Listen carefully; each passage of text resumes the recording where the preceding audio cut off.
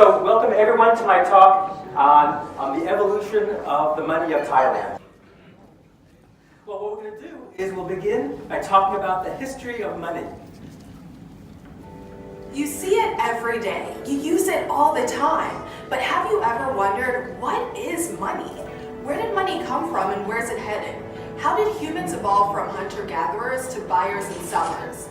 Well, you're about to find out. Let's take a trip back in time.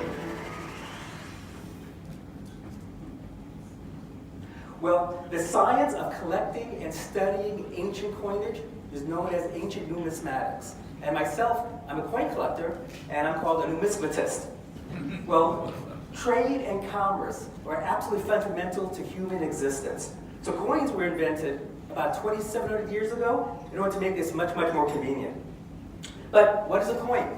Okay, a coin is an object of a guaranteed value. It's issued by an issuing authority, a government that guarantees its true worth. And they're usually metallic, gold, silver, other metals. So this is the world's first coin. It was produced in ancient Greece, in an area which is called Lydia, which is modern-day Western Turkey. It's made of an alloy called electrum, which was a natural alloy of gold and silver. This is made about 650, 670 BC or so. It was issued and guaranteed by the Lydian king, which means that if you're caught counterfeiting this thing, basically the Lydian government would slice your head off. Well, in ancient times, particularly during times of wartime, people would take and save their wealth by burying their wealth, which were coins, underground. So today, ancient coins, they're discovered everywhere. They're discovered in archaeological digs. They're discovered in random underground finds, particularly during road construction. Companies coming to build highways, they find coins underground. So by studying the ancient coins, you can find the cultures and histories of past civilizations. Well, coins are literally things that you hold in your hand. It's history in your hand. Myself, I'm a retired physicist. I've had 40 years in the semiconductor and the optical science industries. I specialize in infrared imaging technologies as well as medical diagnostics. But when I was 7, I went to the New York World's Fair. It was in 1964. And in front of every national pavilion, there were gumball machines. So you put American money in, turn the handle, and foreign money comes out. Well, I found what a great way to learn geography, language, history, world culture. I had a lot of fun when I was a kid. Well, it continued. I studied ancient Greek coinage for almost 40 years. I lived in Boston, Massachusetts before coming here for about 30 years. And I was a member of a society called the Society Historianorum, which was a famous ancient coin society in the Boston area, and I was its secretary for over 20 years. Well, I came to Chiang Mai almost exactly 1 year ago, and that's when I discovered the odd, weird, strange money of Thailand. So I thought, boy, what a chance to have a lot of fun.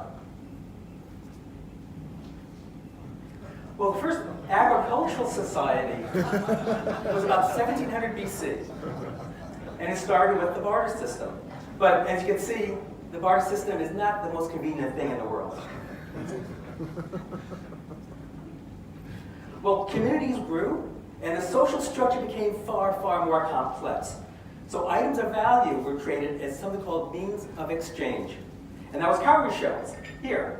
So cowrie shells were imported to Thailand from the Maldives, and that became our first money. They're relatively rare, they're very easy to hold, and they're difficult to counterfeit. And that's really the characteristic of money. It has to be hard to counterfeit. In antiquity, 6,400 cowrie shells equals the value of 1 baht. So it took about 300 shells. If you want to go and buy an ancient KFC dinner, chicken costs about 300 cowrie shells. Shells are called bia. In ancient times, bia, B-I-A. And today, in modern Thai, the word bia stands for, if you go to a bank and get interest on your bank, that interest is called bia. So the term still exists today. Well, unfortunately, cowrie shells also were really inconvenient. For large purchases, such as land or paying marriage dowries, using cowrie shells is just way too hard. So for example, in today, If you were getting married and paid a wedding dowry today, it would cost you $1 billion or billions of cowrie shells.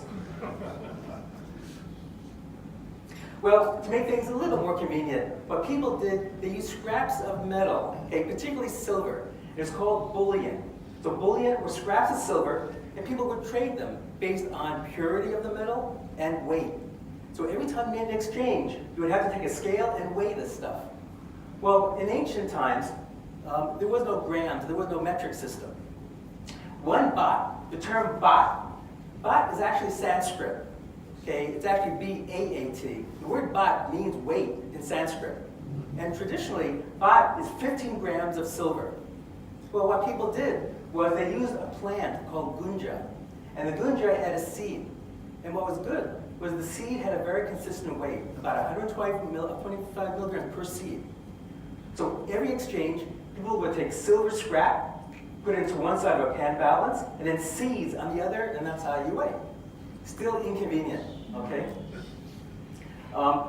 Keep in mind, in the north, instead of scrap metal, what people did, they used silver bracelets as bullion, okay, instead of scrap metal. But the same way, they would take silver bracelets, put it in a pan balance and weigh it. Keep that in mind because the shape of the silver bracelet is an extremely, extremely important shape for Thailand, and particularly for Lana.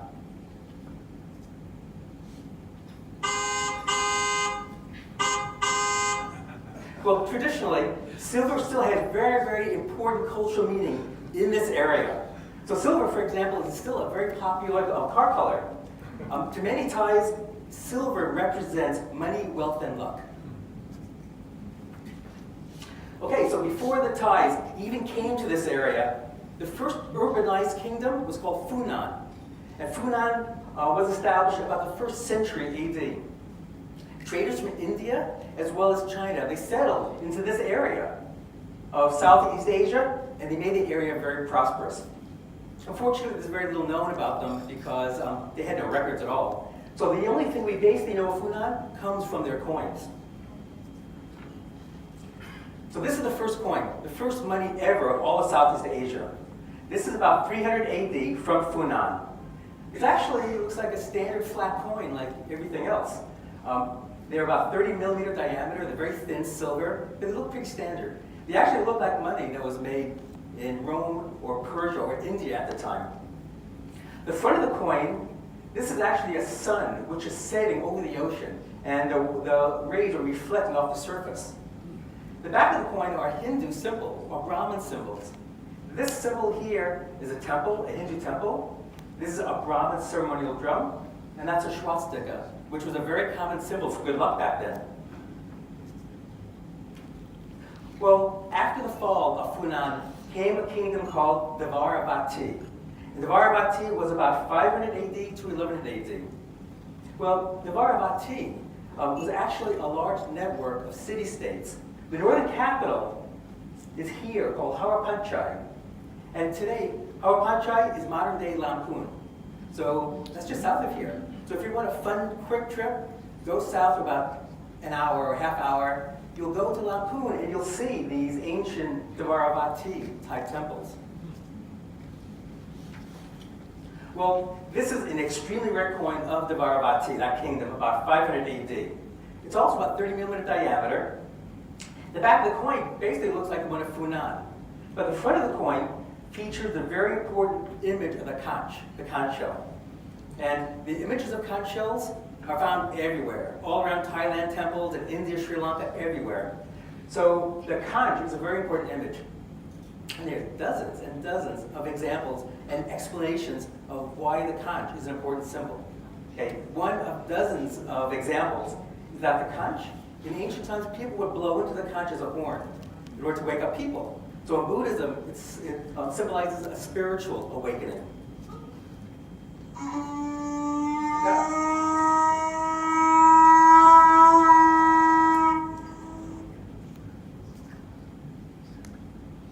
Well, the first Thai people called Yuan, and they originally migrated into this area from southwest China, particularly Yunnan and Guangxi. And they came into our area about the 8th century AD.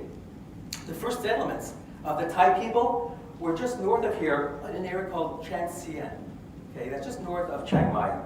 Well, migration continued southwards. Okay, eventually they came into conflict with the occupying Khmer Empire about the 13th century AD.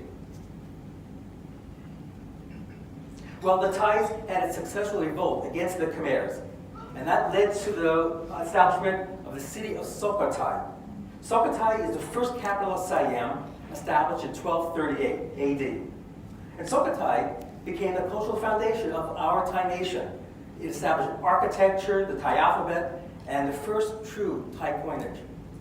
We were there just about a week ago, and take a trip to Sukhothai. It's a fascinating area. The architecture is beautiful. I strongly recommend to take a little trip. Well, this is an extremely rare coin of Sukhothai. They're very odd. They are handmade ball-shaped coins, and they're called pa duang. Pa duang. And it means worm money or coil beetle pupa money. In the West, people in the West thought they look like bullets, so they're called bullet money. But the shape of this, okay, no one really knows why in the world would the Thais make such weird coins. But many people think that, remember I told you to remember the shape of the bracelet of northern Thailand? People think that this maybe is a small, convenient form of bracelet money. And this is about the size of your thumbnail, basically. The means of making this were unbelievably complex. What people did was they take silver, purify it, mold it into a bar, and then they'd hammer it into this weird ball shape. They'd soften the metal by heating it again, and then stamp symbols on it. And for Sukhothai, they used the symbol of an elephant. Well, in the north, here where we live, King Mangrai ascended to the Yuan throne in 1261. And that's when he established the Lana Kingdom. Chiang Mai eventually became the Lana capital in 1296. But each region of this area of Lana, Lamphun, Lampang, Nan, each area had its own form of weird, strange money, but they made it for local use. Well, this odd money that they used was used from the 13th century up until about the 16th century. In the 16th century, mid-1500s, that's when the Burmese came and invaded and just ruined the area. And when the Burmese occupied this area for almost 200 years, money basically stopped being made. But some of the existing money was still used up until about the 19th century. Well, this is the first coin of Chiang Mai. Okay, it's called Chiang Mai tak money. It's made out of silver and black lead. It's called shell money because it looks like snail shells, based on a snail. The size of these coins are basically, the small ones are about the size of today's 1 baht, and the big ones are about the size of our current 10 baht coins. They're extremely fragile. They're hollow, they're very thin metal. And by far, the majority of these that's found are shattered and broken because they're so thin. Just a few of these exist that's completely intact like this.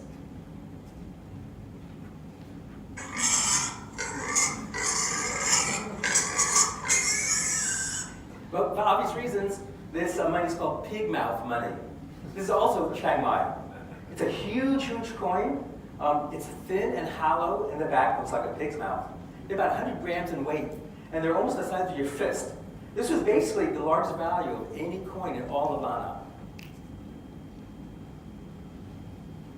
These are from Nan. Nan is a city which is just east of Chiang Mai, and they're called tak money of Nan. They're made of a bronze and silver alloy, but these were cast in iron molds. If you take a molten metal and you pour it into an iron mold, it just sticks. You're not going to be able to get it out. So to get metal, a molten metal, out of iron, you have to paint in it a release agent, a chemical. Back then what they did, they used a combination of egg yolk and chicken blood. And they paint the inside of these molds, pour in the metal, it would solidify, they pop it out. Well, the remnants of that is why the surfaces are still red and yellow from the residual blood and egg yolk.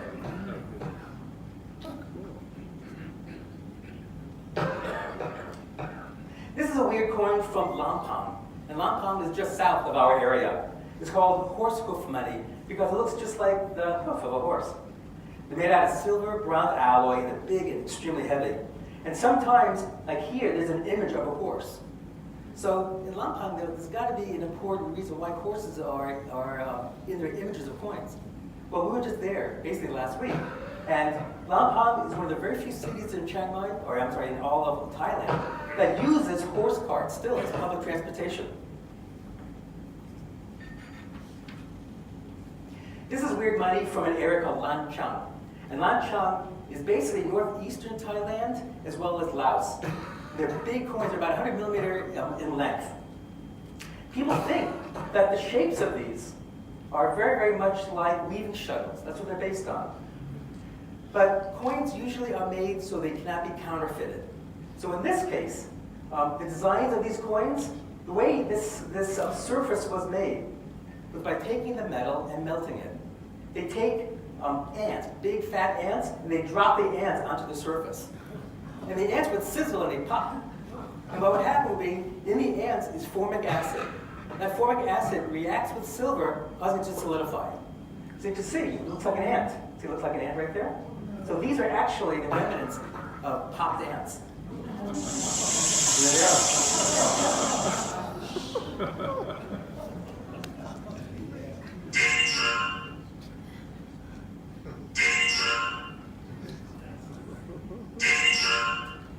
So this is weird money called leaf money. And the reason why is it looks like leaves. They're about 40 millimeter diameter and they're pretty heavy, they're like 50 grams. But they're mostly a copper and a bronze alloy. But to make the coin silvery in appearance, what they did was they added almost 20% arsenic into the coin. And what's weird is when I was preparing this talk, I was trying to find out where are these coins from. So you saw that I had coins from Nan or Chiang Mai or Lampang. Nobody knows where these coins are from. They're found scattered around Lana, but not one distinct city. So did it mean that the villagers who used these got poisoned? Well, just imagine if one of these fell into a water well. The whole town would get poisoned. Okay? Nobody knows. But what I do know is that when I touch this thing, I make sure I wash my hands afterwards. Well, as I mentioned, most of the money of northern area, these circulating coins, were made for local use. But standardized money was necessary to trade with neighboring kingdoms as well as other nations. So King Mangrai, he issued a new law called the Mangrai Sa, and he established a standardized money system. Well, this is the official money of Lana. King Mangrai's coins were called Chiang coins. They're very pure silver. They're about 98%. And they look like double horseshoes. Okay, very famous coins in this area. These are 4 baht coins that weigh about 60 grams.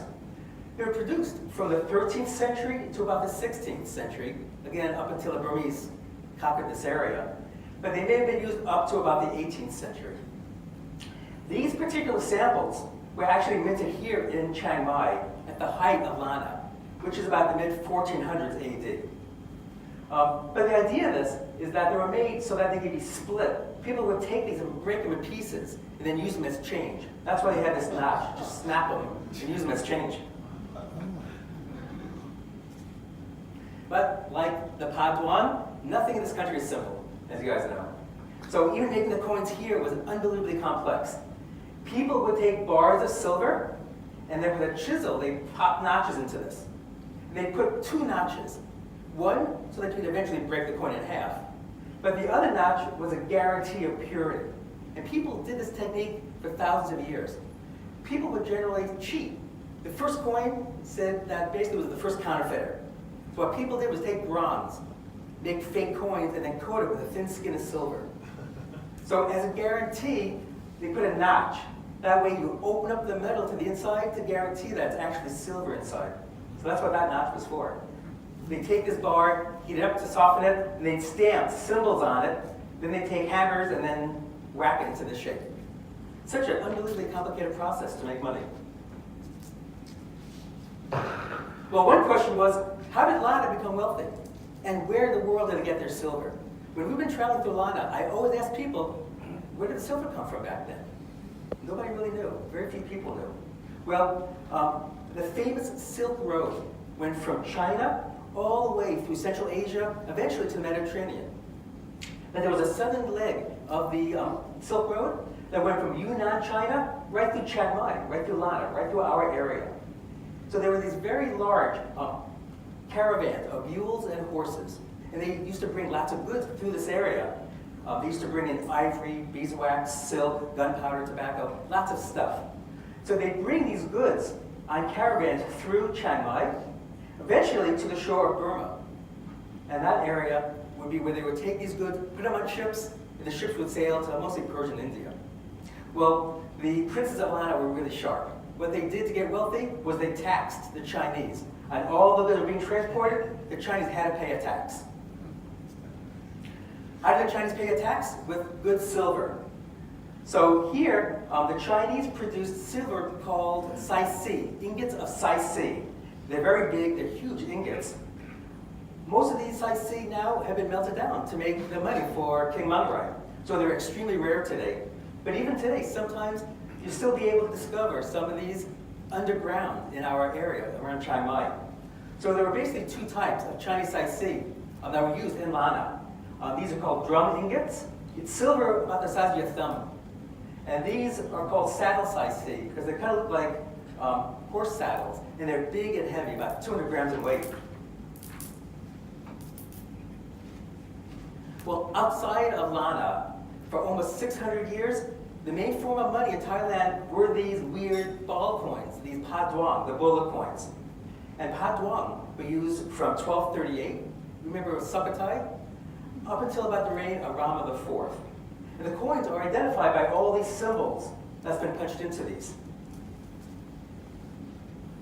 Well, the kingdom of Ayutthaya produced pa duong. They were founded as the second capital of Siam in 1350. They became a major center of trade. They traded with India, Malaysia, China, Japan, Europe. Ayutthaya was the biggest and the wealthiest cities in all of Asia. It was very comparable in size and wealth to Paris. And it had over 1 million inhabitants. So Ayutthaya prospered for about 417 years. Fortunately, they came into conflict with the Burmese also in the mid-16th century. Eventually, the Burmese totally destroyed them, burned them to the ground in 1767 AD. Well, at that time, to the rescue came Taksin the Great. Taksin the Great, what he did was he formed something called the Thonburi Kingdom. There's a city called Thonburi. What he did was he took a Siamese army and he kicked the Burmese out of the area and he liberated our area to be a free Siam again. In 1775, his armies joined with another army here. Prince Kawila of Lampang had an army. The two armies kicked the Burmese out of Lana and Lana became independent and Kawila became a ruler in Lana. But he also produced pa duong. The Chakri Dynasty. These are the current ruling kings of Thailand. They also made pa duong. So Rama 1, 2, 3, and 4, they made these bullet coins from 1782 all the way up to about 1868.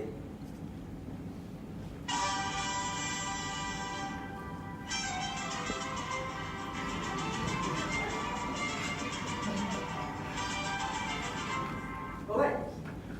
Well, the greatest silver mines in the world were all located in South America. So Mexican or Spanish silver dollars, that became the world international trade currency. It's kind of like the American dollar today.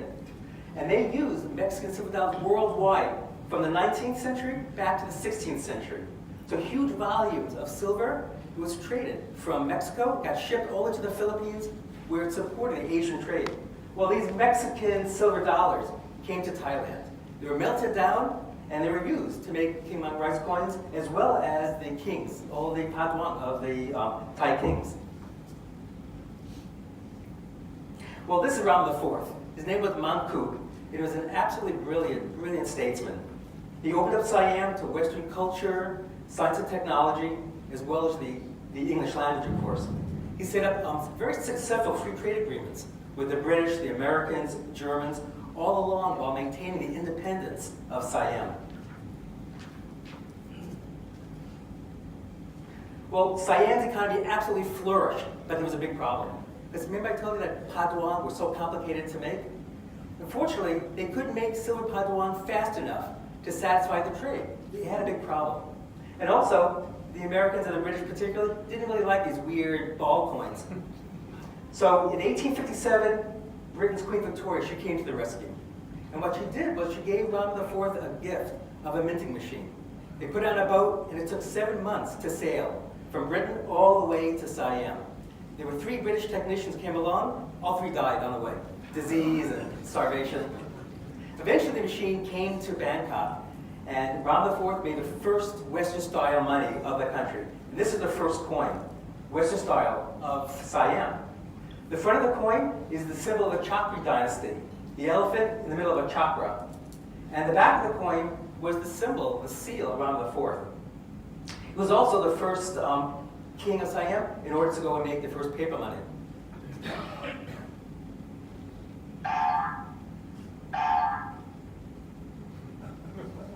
Well, in 1865, there were special copper coins, and they were minted to be thrown out to people on the streets as royal gifts. Fortunately, the coins that were made were very thick and very heavy, and they whacked people in the heads. And all over the streets were people bleeding. Well, after that happened, Ram IV found out that there were all these people lying, bleeding on the streets. So they panicked. They took all the coins away and they reminted them much thinner. So they remade the coins very thin, much lighter, and much safer to be thrown out to the people. So today, these coins still exist, but the thick coins are extraordinarily rare because they all got destroyed, got melted down by Ram IV. Well, Ram V was a very well-educated, beloved, and a respected monarch. He's absolutely still one of the most admired kings of all of Thailand. His reign was characterized by the modernization of Siam. He helped save the country from Western colonization. He established the modern Thai nation. He did it in terms of education, finances, transportation, public health, and he also established the Thai postal system.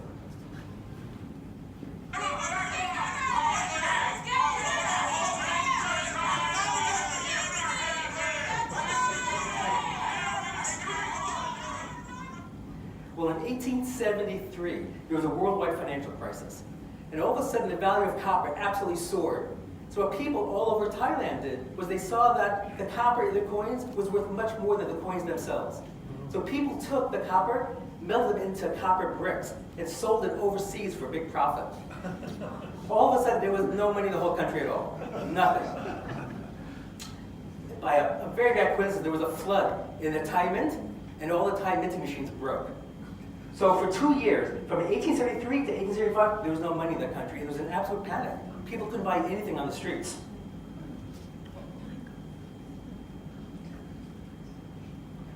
Well, during this time, there were many, many Chinese gambling dens all over the country. And these gambling dens dotted the country from north to the south. And they used porcelain gambling tokens. What people started to do was they took these gambling tokens and they started using them as money on the streets. So for 2 years, from 1873 to 75, people used tokens as money. Well, for 2 years, Ram V, he absolutely struggled in order to try to solve this money issue. Finally, in 1875, he built a new mint in Bangkok, and he started minting silver, bronze, and tin coins, and the problem was solved. But today, these tokens still survive. We can find them in flea markets. They're extremely rare, and again, they're very historical.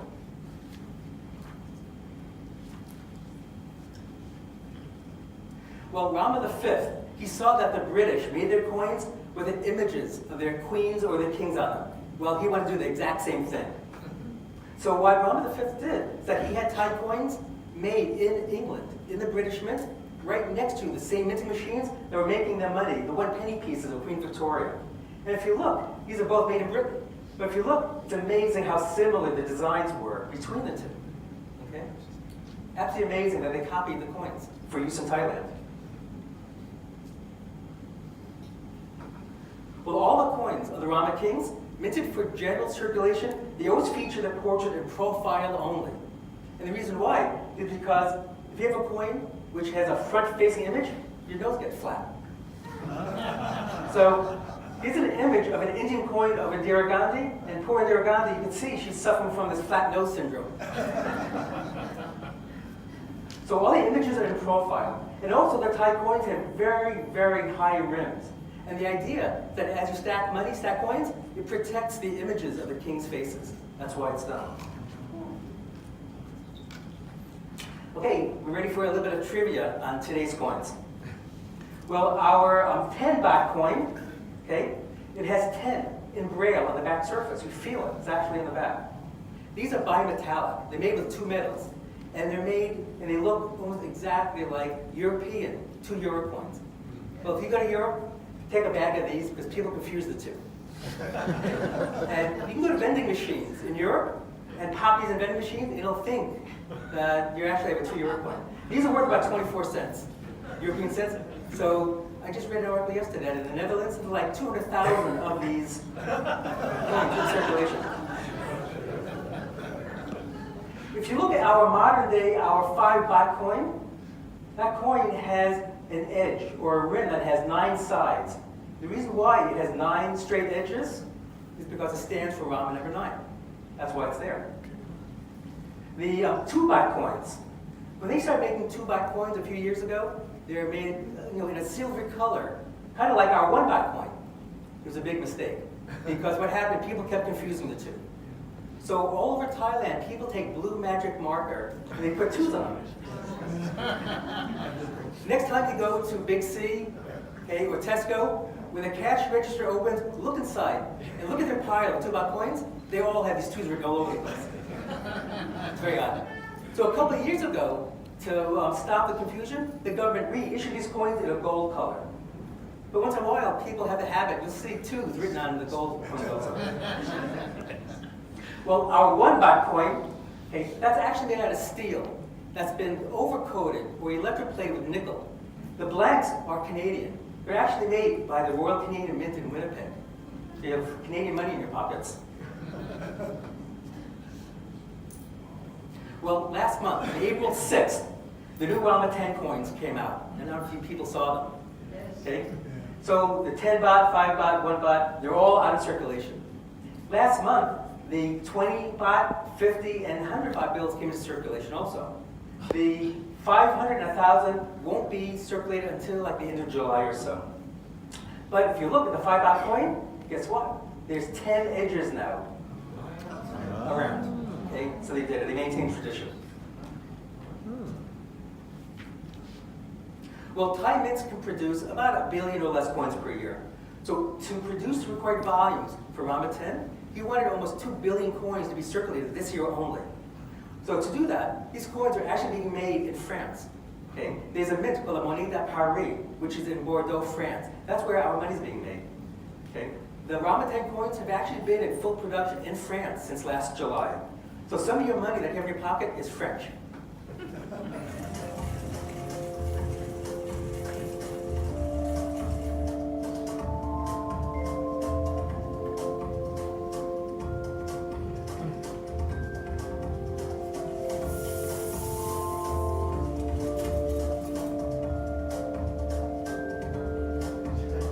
Et c'est quand même une prouesse d'arriver à raconter toute une histoire dans quelques centimètres carrés à travers une caisse, quoi. Et puis c'est aussi de savoir que notre création, elle circule dans les poches de gens qu'on ne connaît même pas, mais bon, voilà, ils ne nous connaissent pas non plus. Mais donc ça, oui.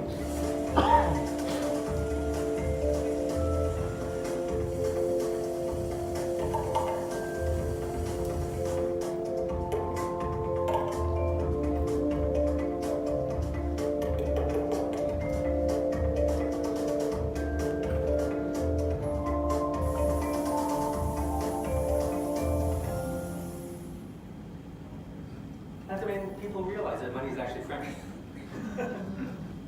Well, if you want more information on this topic, I strongly recommend take a visit to the Bank of Thailand Museum. This museum is just north of Chiang Mai, next to the superhighway. It's an absolutely beautiful museum. I'm a good friend of the curator of that museum. The architecture of the building just itself is absolutely beautiful. And in front of the building is a statue. And what do you see? These are King Maurai's coins. The horseshoe coins of King Maurai. It's a beautiful statue right in front. These are actually very famous coins in Chiang Mai. A good book is called Siamese Coins from Funan to the Fifth Reign, which means Rama V. You can get these books at the Asian bookstore.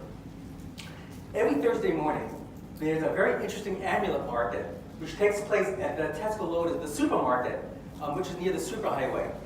So from 8 o'clock to 11 o'clock, you go there. There's dozens and dozens of amulet markets, dealers. There's a few ancient coin dealers also. One of whom, her name is Angun. And Angun is a friend of mine now. I've known her for a year. She's associated directly with the museum and the university. So I buy my coins from her mostly. So if you're ever interested in starting and learning more about coins, she's brilliant. There's a small community in Chiang Mai of scholars, archaeologists at the university, and she's associated with that.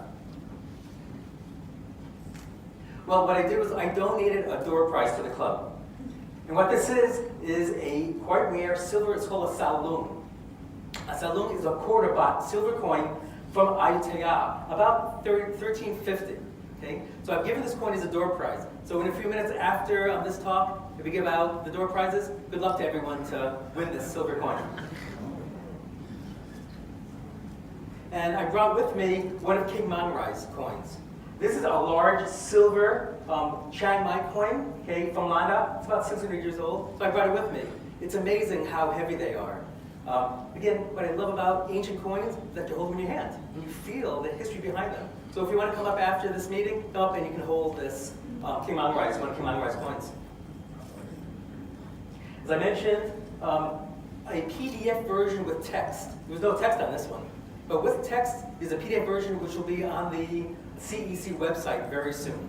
So if you want more information, it's hard to remember what I say, go on the website and all the text will be online. Okay, thank you very much, everyone.